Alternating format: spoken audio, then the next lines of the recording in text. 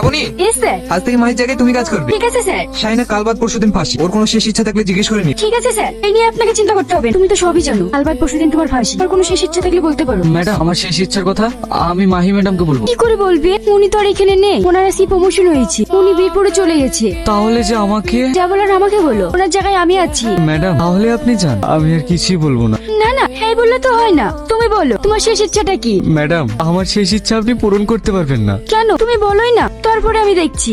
আমি একটা কুমারী মেয়েকে বিয়ে করতে চাই, পারবেন আমার এই ইচ্ছাটা পূরণ করতে? তুমি কি বলছো? পরশুদিন তোমার ফাঁসি, এই সময় তোমাকে কে বিয়ে করবে? আমার শেষ ইচ্ছার কথা আপনাকে বললাম, ইচ্ছা হলে পূরণ করবেন, না হলে করবেন না। আমি দেখছি কি করা যায়। এটা অসম্ভব চাওয়া স্যার, এটা কখনো হয়? চুপ করো তোমরা। একটা ফাঁসির কয়েদে নিজের শেষ ইচ্ছা প্রকাশ করেছে, সেটা পূরণ করার দায়িত্ব আমাদের। শ্রাবণী, তুমি এক কাজ করো, চারিদিকে প্রচার করিয়ে দাও। তারপরে যদি কেউ আসে তাহলে হবে। ঠিক আছে স্যার। একটি বিশেষ ঘোষণা, এক আসামি কাল ভোর 4:10 ফাঁসি। সেই আসামির ইচ্ছা